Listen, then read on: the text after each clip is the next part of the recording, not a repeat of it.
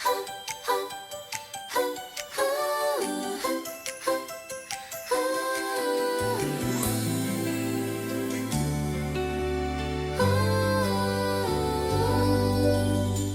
everyone. Good day to you all. My name is Ray Lizardo, and I'm so glad to welcome you sa ating Face Down Sunday. Yan, and happy 22nd of February. Katatapos lang ng ating Valentine's, di ba? And syempre naman, hindi porket, yes, we commemorate February as the month of love, no? Pero ang pag-ibig ay hindi tuwing Pebrero lamang. Buong taon po ito, 365 days a year. Hindi dahil sa hindi tayo napapagod magmahal. Hindi dahil sa magaling tayong magmahal. Kundi dahil sa magaling si Lord manghipo ng puso natin. Kaya tayo'y nakakapagmahal. Kaya naman, no, kung mayroon tayong mga opportunity na i-express yan sa parents natin, sa asawa natin, sa mga anak natin, o sa mga kaibigan natin, at kung kanino man na pwede natin i-express yan, talaga ipaalala natin na sabihin natin, uy, mahal ka ng Diyos at dahil dyan, mahal din kita. Yan, di ba? At kaya naman, kaya ako nababanggit yan kasi nasa love series po tayo ng ating questions Jesus asked. Okay? Ito yung part 2 sequel. Ito po yung mga tinatalakay natin na every Sunday dito sa series na to, yung mga questions na tinanong ni Jesus. Hindi nasa hindi niya alam yung sagot, okay? Pero dahil sa gusto niyang pa-realize sa atin yung mga gusto niyang iparating.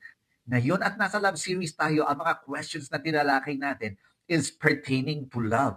Kaya wag na natin patagalin ito. Today po actually is the last installment ng ating Questions Jesus Asked series, no? Kaya ang tatalakayin nating question is yung time na tinanong ni Jesus si Peter ng questions. Okay? Kasi hindi lang isang beses niyang tinanong ito, 3 beses niyang tinanong ito. Nung tinanong ni Jesus si Peter, "Do you love me? Do you love me? Do you love me?" Abay, talaga naman, 3 beses pang tinanong, no? Ibig sabihin naman, alam naman natin sa Bible, pagka inuulit-ulit ang isang salita o isang phrase, ibig sabihin nun, very important yun at talaga may pinaparating ang Panginoon. So ito ang tanong dyan. Okay, tanong na, tanong pa rin. No? So ito ang tanong dyan. Bakit 3 beses tinanong ng ating Panginoong Jesus si Peter ng, "Do you love me?" So ang ating Bible text ay manggagaling sa John chapter 21 verses 15 to 17. Yan. NLT version po ang aking babasahin. So wag na po natin patagalin, no? Umpisa na po natin. Babasahin ko na sa inyo and you can read it with me if you want to. And so here we go. After breakfast, Jesus asked Simon Peter, "Simon, son of John, do you love me more than these?" "Yes, Lord," Peter replied. "You know I love you." "Then feed my lambs," Jesus told him. Now, Jesus repeated the question, "Simon, son of John, do you love me?" "Yes, Lord," Peter replied. "You know I love you." "Then take care of my sheep," Jesus said. Now, a third time, he asked him, "Simon, son of John, do you love me?" Peter was hurt that Jesus asked the question a third time. He replied, "Lord, you know everything. You know that I love you." Jesus said, "Then feed my sheep." Grabe, no? Napaka-profound nito kasi 3 beses tinanong ng ating Panginoon, di ba? So tingnan natin yung ano ba, saan ba nanggagaling ito? Saan ba nanggaling ito? Kasi alam niyo po, ito yung time na nagkita si Jesus at saka si Peter, okay? For the first time after nung resurrection. Okay, nasa beach sila noon. Okay, kung paano nangyari yun, that's going to be another story for another day. No, pero bumalik tayo dito sa eksenang ito. Kasi si Peter, ilagay mo yung sarili mo doon sa position or doon sa sapatos ni Peter kung ano yung pinagkagalingan niya, no? Kasi biruin mo, dininay niya ang ating Panginoon 3 times. And after ng pagkapako kay Jesus, after do sa krus, di ba? Siguradong basag na basag, siguradong durog na durog ang puso nito. Di ba? Parang feeling niya wala na akong pag-asa. Ipinangako niya na hindi niya iiwan si Jesus. Sabi niya gano'n, "No, no, no, hindi kita iiwan." Pero sa huli, 3 beses pa niyang tinanggi o i-deny na kilala niya si Jesus. Hindi ko alam kung anong pakiramdam niya, pero para siguro sinasabi niya na po, paano ko nagawa yun? Bakit ko siya pinabayaan? Na-experience niyo na ba yung gano'n? Yung alam mo yun, yung may taong inalagaan ka, may taong sinamahan mo magmula nung pagkabata, tapos no'n hanggang sa lumaki na, hanggang sa nagkaasawa na talagang pagka may pangangailangan siya, kailangan ng counseling, nandun ka, pagka kailangan ng prayer, nandun ka. Kumbaga kilalang kilala, alam mo ang buong buhay nito. Tapos no'n, ita-traitor ka. 'Di ba ang sakit nun? Kaya nung nakita ulit ni Peter, balik tayo dun sa story 'no, nung nakita ulit na Peter na biglang, uy, nag-resurrect yung aking dininay, yung nilaglag ko nag-ano, nandito na naman sa harapan ko, hiyang-hiya siya. In fact, bago pa lang nun 'no, bago pa lang nun, nung namatay pa lang si Jesus talagang sa sobrang durog niya, sabi niya, babalik na lang ako sa marketplace." Ang ibig sabihin, babalik na lang, tatalikuran ko na ang ministry, ayoko na. Kasi talaga hindi ako worth para mag-serve at mahalin ang Panginoon. Wala, sobrang nakakapanliit, nanliliit ako. Eh kasi si Peter naman talaga, originally, talagang napakagaling na fisherman yan. In fact, very prominent siya as one of the best fishermen sa fishing industry during that time. Kaya yun ang binalikan niya. Pero ito yan. Ang amazing dito, bumalik si Peter sa marketplace, pero si Jesus bumalik para hanapin siya. Well, actually, hindi naman niya hinanap si Peter dahil alam naman niya kung nasan si Peter. Ang ibig ko lang sabihin dito is talagang pinupuntahan ka ng Panginoon kahit na ikaw ay nawawala na. Ang sarap, no? Ganyan ka-sweet ang pagmamahal ng Panginoon na ikaw na yung sumabit, ikaw pa yung nang-iwan, ikaw pa yung pinuntahan. 'Di ba? Ganyan ang pagmamahal ng Panginoon. Talagang nanggagaling sa Kanya at nag-uumpisa talaga sa Kanya ang pagmamahal. Kaya nung tinanong siya ni Jesus ng, "Do you love me?" 3 times, no? Talaga hindi niya maintindihan, hindi niya magets bakit ganito ang mga tanong. Para akong ano, parang, overwhelmed ako, hindi ko alam kung paano ko sasagutin, pare-pareho ang tanong niya. Pero yun pala, merong mga bagay that Jesus wants to get across kay Peter. Ngayon, ano ngayon yung mga yun? Yan ang pag-uusapan natin. Ano yung mga yun? At alam nyo, itong mga tanong na to ni Jesus, no? Para kay Peter, hindi lang para kay Peter ito. Para din sa atin. Alam niyo bakit? Kung si Peter, dininay niya si Jesus ng 3 beses, I'm sure tayo katakot-takot na beses na i-deny natin si Jesus. Di ba? Sa araw-araw yung ginawa ng Diyos. Di ba? Kadalasan dinideny pa natin siya. Kahit na alam na natin itong mga story na to, alam na natin ang gospel, alam na natin ang buong Bible, pero wala pa rin. Ang ating faith natin, talagang dinideny pa rin natin siya, bumabagsak pa rin yung pananampalataya natin sa Kanya.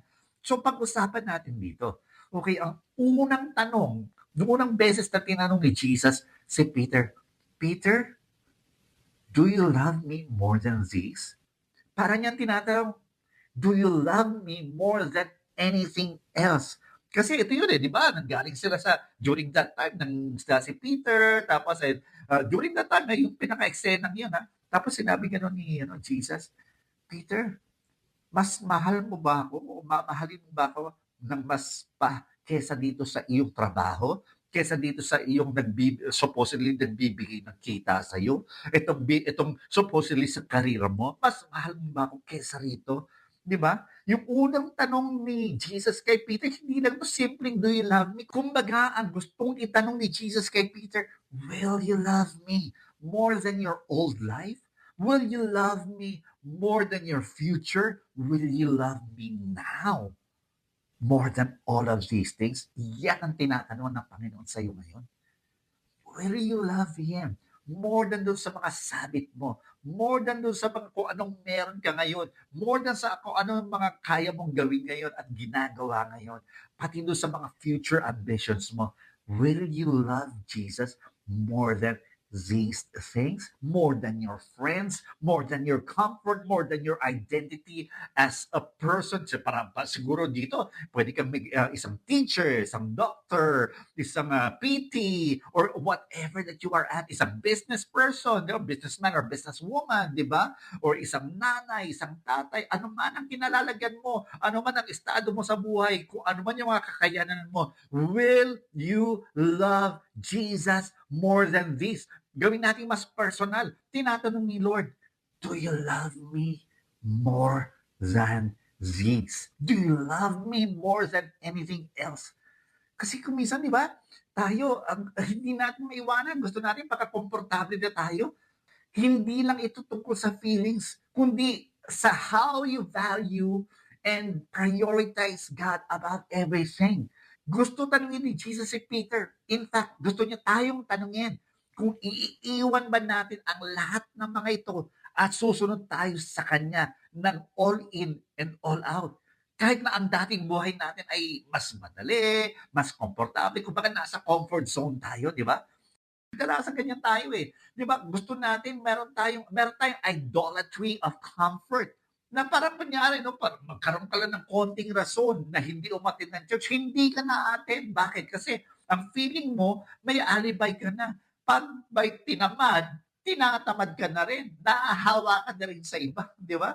Tandaan natin, ang worship, individual expression yan. Yung worship ng iba, hindi mo worship yun. Yung priorities ng iba, hindi mo priorities yun. No one can worship for you. You alone can worship God for yourself because worship is personal. Yes, we may worship corporately, sama-sama tayo, pero as far as our relational worship, tayo lang yun. Kahit na gaano kaganda ang boses ng worship leader natin, okay, hindi pa rin siya pwede mag-worship para sa atin. Tayo mismo ang mag-worship kay God. Alam niyo, naalala ko dati, no? Nung minsan, papunta ako ng school. May exam ako. Ito yung actually, nung first year college ko. Ngayon, biglang nasira yung kotse namin. Ay, sa sobrang importante sa akin ng exam, talagang, hindi pwede. Talagang importante sa akin 'tong exam na 'to. Kaya ginawa ko ngayon, talagang gumawa ako ng paraan, taga Las Piñas kasi kami no'n, eh, di ba? So galing Las Piñas para makatipid at saka makaabot pa rin ako doon sa exam, naglakad ako magmula sa bahay namin hanggang doon sa labasan ng village namin. Kasi mahal ang ano, eh, mahal ang solo sa trike, di ba? Tapos no'n, pagdating sa labasan, nag-bus ako hanggang Baclaran. Tapos talagang sinamsam ko lahat ng usok at saka mga pollution, lahat yun. Tapos noon, from there, doon sa Baclaran, doon ko ginamit yung allowance ko for the week para makapag-taxi ako. Oo, talagang sinurrender ko, talagang binigay ko yung allowance ko para lang makaabot ako doon sa exam ko. That importante sa akin yung exam. Ganun kahalaga sa akin yung exam. Tapos naiisip ko, ang tanong nito, gagawin ko rin kaya ito para kay Lord? Grabe, gagawin ko rin ba talaga ito? Talagang ipupursue ko ba? O pagka magkaroon lang ako ng konting alibay, wala na, sige, huwag na tayo mamatid. Ganun ba? Okay, so kulang ka sa puyat. Ay, hindi. Ganun ba? So kulang ka sa tulog. O sige, huwag na tayo mamatid. Parang you just want to be, parang you just want to have an alibi. Gusto mo lang maging righteous. Ay, talaga, walang kotse. O sige, tara na. Di ba? Kung minsan, di ba? Ano ba? Parang alam mo yun, parang konting rason lang, nilalaglag na natin ang Panginoon. Madalas napakadaling sabihin kay Lord, I love you, Lord. Naks, goodness of God na naman ba? Pero ang tanong ni Jesus, I love you, Lord, kasi may goodness of God pa. Pero are you willing to love me more than obstacles? Are you willing to love me more than your plans, your past, your career, your ambition, your properties, your money, your business, your comfortable house? More than anything, will you love me? Kasi alam niyo, kuminsan tayo, we tend to save ourselves by ourselves, which is napaka-imposible na naman nun. Di ba? I'm telling you, self-salvation projects are nothing more than desperate attempts to do what only Jesus can do. Ang gusto kasi ni Jesus ay hindi lang yung pagmamahal na walang kondisyon, kundi pagmamahal na may aksyon. Di ba? Hindi na pwedeng, I love you, Lord. Di ba? Pero wala naman. Pagtapos mo kantahin, totoo ba yun? May aksyon ba yun? Hindi. Sabi nga ni Jesus sa Matthew 16:24, if anyone wants to follow me, let them deny themselves and take up their cross. Ano ba yun? Deny yourself. That means to say you're denying your comfort, you're denying your acceptance and approval, you're denying power, or you're denying your idols, di ba? And instead, taking up your cross and putting it at the feet of our Lord Jesus. I'm telling you, kapatid, tinatawag ka ni Jesus na siya ang unahin mo sa lahat. Paano kunyari kung ganyan, no? Yung bang napaka-successful mo, ang lakas ng kita mo, may maganda kang trabaho, pero sinisira naman ang pagkakristyano mo. May pera ka nga, wala ka naman oras sa pamilya mo. Di ba? Sikat ka nga, pero umaalingasaw naman ang kayabangan mo para mas malakas pa kaysa sa amoy ng pabango dun sa perfume section ng duty free. Di ba? Alam niyo itong mga to, ito ay mga bigay ng mundo na very temporary. Nauubos yan. I'm telling you, it tries to satisfy you, pero nauubos din, para pinipegi ka lang, para pinapakagat ka lang. I'm telling you, no, fake satisfactions may fill you for a while, but they will leave your soul starving. Akala mo binusog ka, pero yung pala hindi. Hindi ka lang niya gugutomin, talagang wala kang nakakain. Di ba? Kaya ang tinatanong ni Lord dito, do you love me more than all of these? If so, drop that pride. Drop that anger issue. Drop that who's right and who's wrong attitude.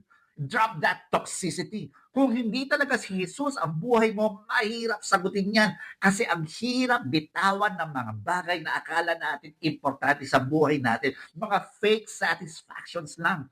Pero in the end, ang tanong ni Jesus, will you love me more than this? Yes, kapatid. Hindi ako nagkwekwento rito ng nangyari kay Peter. Tinatanong ni Jesus ito sa iyo ngayon. Will you love me more than this? Okay, punta tayo doon sa pangalawang tanong ni Jesus. Kala mo naman, ibang tanong, no? Pero tinanong niya ulit, do you love me? Di ba? Ang ibig sabihin nito, yung pangalawa niya, ang ini-imply niya dito, kumbaga yung pinararating niya ni Jesus dito, is, do you really love me? Do you truly love me from the depths of your heart? Sa kaibuturan ng puso mo. Isipin mo matapos sagutin ni Peter yung unang question, tinanong siya ulit ni Jesus. Na-realize niya siguro, wow, quiz lang pala yun. Yung una ngayon, midterms na. Okay? So yung tanong ni Jesus na, do you love me? Pero ngayon, hindi na ito tungkol sa mga ibang tao, sa ibang bagay, hindi na sa business mo, hindi na, wala nang comparison. Ang tinatanong ngayon ni Jesus kay Peter is, do you love me from the heart? Galing ba talaga ito sa pinakailalim-ilaliman ng iyong puso? Is your love for me real?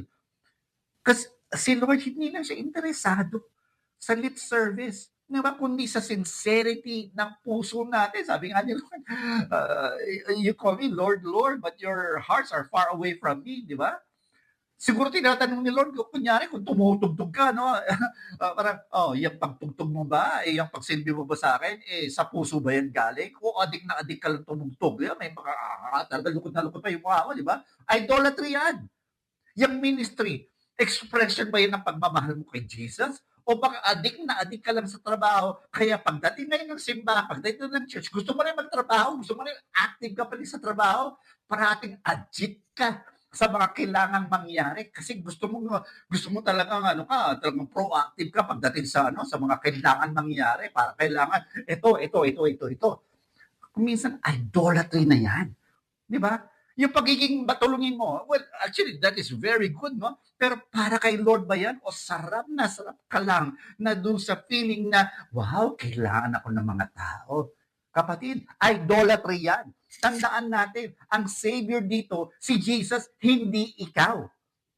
Yung pag-aaral mo ng Biblia, yung pag-attend mo ng madalas na mga pag-aaral, huwag mong itigil yan. That is very, very, very good. Again, I say, huwag mong ititigil yan. Pero ang tanong ko sa'yo, para ba yan kay Lord? O feel na feel mo lang na nakikita ka ng mga tao na ang galing mo sa Bible o kaya akala nila holy ka. Kapatid, idolatry yan. Alam ni Lord yan kahit hindi mo sabihin. Sa tao, pwedeng holy ka, pero sa Diyos, huli ka. I'm telling you, idols cannot save you. They can only deceive you into thinking that you're free. But you're not. Kaya tinatanong ka ngayon ni Lord, kapatid, totoo ba ang pagmamahal mo sa akin? Hindi ba't may mga time na ang ating pagmamahal kay Jesus ay parang minsan feeling natin routine na lang. Okay, Sunday, okay, 7 a.m., okay, mamaya konti, mag-aayos ako, okay, mamaya tutugtog ako, okay. Parang ano na lang, parang ritual na lang siya, no, di ba? Pero hindi ba't may mga moments na parang napipilitan ka na lang mag-worship, pero wala sa damdamin mo. Kaya tuloy, isang ihip lang ng hangin, tangay na rin ang faith mo. Walang freedom kasi walang surrender. Di ba? Ironic, no? Sa mundo, kailangan para magkaroon ka ng freedom, kailangan wag ka magsusurrender. Kay Lord, baliktad. Kung gusto mo ng freedom, kailangan mag-surrender ka. Because I'm telling you, true freedom begins with an inside-out surrender. Hindi yung panglabas lang ang sinosurrender mo. Di ba? Kundi yung puso mo, yung panloob. True freedom begins with an inside-out surrender where every part of you belongs to Jesus alone. Kaya tinatanong ko ngayon, kapatid, tinatanong ka ni Lord, do you love me truly from your heart? O performance lang yan? Parang ganito lang yan. Hindi performance ang tinatanong ni Jesus. Bigyan ko kayo ng example. Kunyari may mag-asawa, di ba? Tapos nagkaroon ng issue, nag-away ngayon sila. Nag-away sila, ang bigat ng away, ang laki ng away nila kasi sobrang laki ng issue. Talagang nagkaabutan sila, kumbaga. Tapos, yung lalaki, biglang sabing ganon, o sige, sige, do you love me despite of everything? Hindi na ito tungkol sa kung sino ang tama at saka kung sino ang mali, kung sa may nagawa, may nawalang pera o ano hindi. Pero, do you love me? Do you still love me despite of everything? Hindi lang ito simpleng tanong, kundi isang paalala na, do you love me enough to forgive me and to move forward? Di ba? Because you do not love your spouse because of qualifications, but because of ordination. Okay? God ordained your spouse to be your spouse. Hindi na sa qualification. Pagka ang pagmamahal mo ay because lang sa qualifications, ay patay tayo dyan, boy. Paano kung may arthritis na? Di ba? Paano pagka wala ng sexual capability? Di ba? Paano pagka nawalan na siya ng trabaho? Paano pagka may pilay at hindi makapaglaba? Ano, disqualified na siya sa love mo? Hindi. O sige, tutulak ko pa. Paano kung may mali siyang ginawa na sobrang laki ng sabit? Gusto mo nang pokpokin yung mukha? O gusto mo nang itulak sa gitna ng SLEX? O patatawarin mo siya? Kasi nagpa-advise ako sa barkada ko, sabi niya, gantihan ako eh. Yan, ganyan. Ganyan ang takbuhan ng mundo. Remember this, whatever surrounds you becomes you. Kung ano yung hinahayaan mong nasa paligid mo, nagiging ikaw yon. Pag mahilig mag-Shopee, ang mga nakakasama mo, nakakausap mo, maiengganyo ka rin mag-Shopee. Pag praning ang mga kasama mo, malamang yan, ikaw magiging praning ka rin, magiging parang parating ka nagugulating ka na rin. Pagka puro adik o manginginom ang kasama mo, maiengganyo ka na rin. Pagka nagmumuraan, mainitin ng ulo, parati ang surrounding mo, magiging ganon ka rin. Tandaan mo, birds of the same feather are the same birds. Okay? And when the world becomes you, pag nahawa ka na sa mundo, para ka ng walking perfume. Tapos ang pangalan ng perfume mo, ang brand ng perfume mo, Inborn. Alam niyo kung ano yung Inborn? Inborn now. Okay? Nangangamoy ka na, hinahawa mo pa ang iba. Okay? Naaapektuhan mo pa ang buhay ng iba. Nagiging mainitin na rin ang ulo ng iba. Nagiging tense na rin yung iba, di ba? Sa amin ng Bible, huwag ka mag-stay sa place ng temptation. Ang sabi ng Bible, flee away from temptation. So kapatid, do the math. Maybe God is telling you something today about your surrounding, about where you are placing yourself every day, about your friends, about your work, about everything else. Baka mamaya sinisira ka na ng surrounding mo. Di ba? Ano, pag sinabi ng tao sa paligid mo, gantihan mo, saktan mo rin, bawian mo yung asawa mo. Do you love your God-ordained spouse more than the crooked ways of those suggestions? No, I'm not saying that God is endorsing you to be a doormat. No, no, no. I'm not saying that God is endorsing laziness or sin. But for your part, ikaw na naagrabyado, remember, unforgiveness is idolatry. Again, unforgiveness is idolatry. Why? Because you feel that your vindication and acceptance of that person is more important and valid than God's vindication and acceptance of that person. You are loving yourself more than God. Worse, baka you are loving yourself, not God. Ang tanong ni Lord, do you really love me from the heart? Sa church pagka kumakanta ka, galing ba yan sa puso o galing lang yan sa lalamunan? Ang lakas nga ng tremolo mo. Nabura pa yung concealer mo dahil sa sobrang lukot at drama ng mukha mo. Wala naman sa puso ang worship mo. Uwian, napatay tayo dyan, boy. Inside out worship means your heart, your mind, your will, your everything is His. No exceptions. Kaya kapatid, check yourself. God is asking you today, do you really love me from the heart? Okay, punta tayo doon sa pangatlong question. Hala mo naman, no? Iba yung tanong, pero pareho pa rin yung tanong niya. Sabi pa rin niya, Peter, do you love me? Okay, sige, okay. Sa pangatlong tanong, iba na. Di ba? Kung yung una, quiz lang pala. Yung pangalawa, midterms pala. Ito, final exams na tinanong ulit ni Lord si Peter, do you love me? Kaya ano nangyari? Nasaktan si Peter. Bakit? Kasi nakulitan na siya. Ang akala niya, kino-confront na siya ni Jesus. Akala niya, parang pinapakita ni Jesus na wala kang kwenta. Mali. Hindi ganun. Okay, parang Michael V yun. Okay. Anyway, di ba? Kung yung unang tanong tungkol yun sa pagmamahal mo sa mga bagay-bagay dito sa mundo, yung pangalawang tanong tungkol sa sincerity ng pagmamahal mo sa Panginoon, yung pangatlo naman is hindi siya tungkol sa mga bagay-bagay sa mundo, hindi tungkol sa sincerity mo. Ito yung tanong na parang sinasabi ni Lord, I still love you. Tungkol ito sa pagmamahal ni Lord sa atin. Di ba? Yan ang sinasabi sa ni Lord, I still love you despite of. Diba? Ipinapakita ni Jesus kay Peter kung gaano siya kalalim magmahal kahit pa alam niya lahat ng pagkakamali ni Peter, hindi na kailangan patunayan ni Peter ang pagmamahal niya kay Jesus. Si Jesus, kilala niya ang puso ni Peter. Alam niya ang lahat, ang mga sabit niya, ang mga pagsisinungaling niya, ang pagdenenay niya. Pero sa kabila ng lahat ng iyon, tinatawag pa rin ni Jesus si Peter, kapatid. Ngayon, sinasabi ni Jesus kay sa'yo at sinasabi niya, alam ko lahat. Alam ko lahat ng sabit mo, nakikita ko lahat yun. Pero ang tanong, mamahalin mo ba ako? Mamahalin mo pa rin ba ako? Kasi ako, I still love you. I love you when you're doing good. I love you even when you are in a mess. Diba? Despite of your failures, despite of your sins, kahit na sinaktan mo na si Lord, kahit na nangopya ka sa exams, kahit na dinaya mo yung business partner mo, kahit na binulsa mo yung water dispenser sa office, kahit na napamura ka, mahal ka pa rin ni Lord.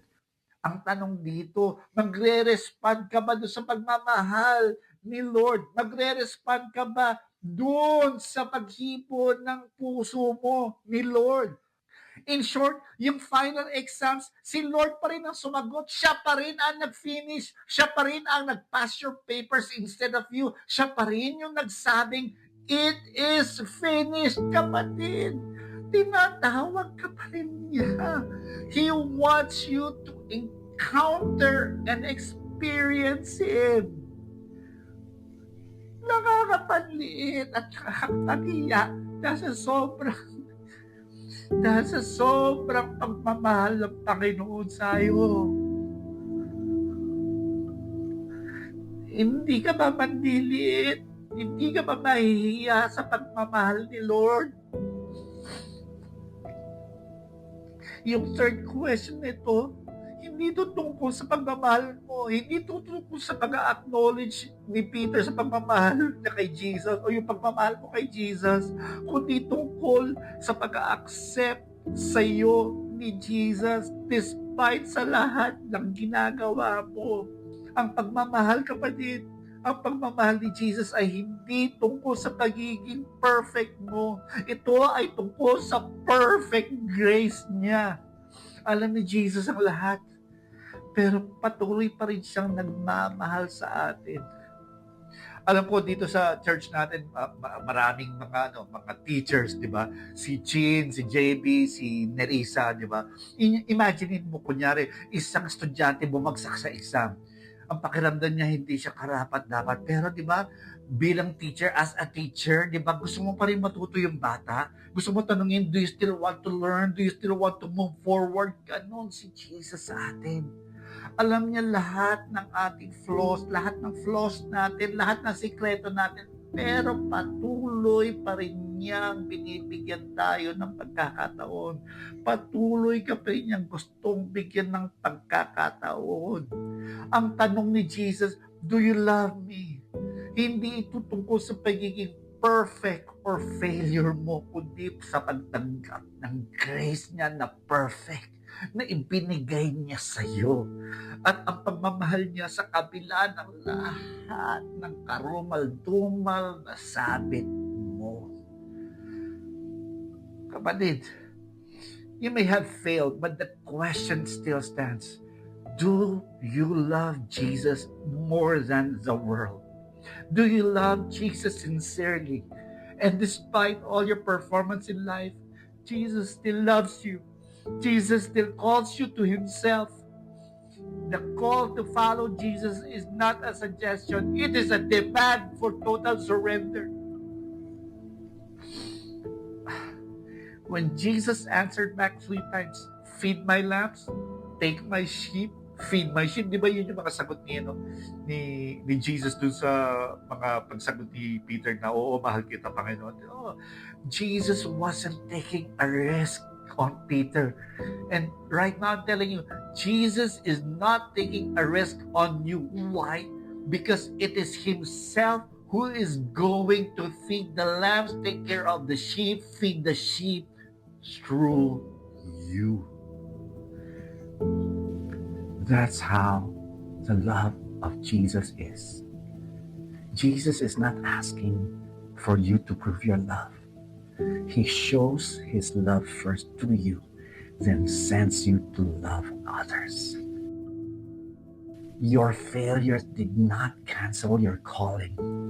The cross secured it, and Christ himself will shepherd his people.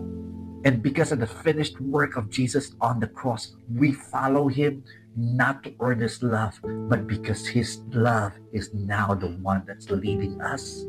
Kaya kapatid, isipin mo to. Jesus wants you to encounter him. Jesus wants you to experience him. The restoration that he is offering is not a reward of your repentance, but a result of the cross. Now the question is, will you love him more than the things of the world? Will you sincerely love him? Because he is telling you today, I still love you, my son. I still love you, my daughter. And I will work through your life. Let's pray. Lord, thank you. Thank you for your love. Thank you that you are making us realize that idolatry has no place in worship. Idolatry has no place in surrender. Idolatry has no place in restoration. Thank you, Lord, that you are quickening our hearts to love you more than the things of this world. Thank you, Lord, that you are showing your love, and because of your love, we are able to love you sincerely. And thank you, Lord, that in spite of lahat ng sabit namin, lahat ng pagkakamali namin, minahal mo pa rin kami kahit nung kami ay nagkakasala at kahit na kami ay magkakasala pa. Maraming salamat, Panginoon. Ibinibigay namin ang buhay namin sa iyo. Pati itong pag-surrender namin sa iyo. Yung lakas ng loob na pagbibigay ng aming puso sa iyo pa rin manggagaling. Kaya maraming salamat. Wala kaming ibang pwedeng gawin kundi sambahin ka namin. Kaya Lord, today we just want to worship you. Even as we sing, let our actions, let our hearts be louder than our singing every day. In the mightiest name of Jesus we pray. Amen and amen. Good day, everyone.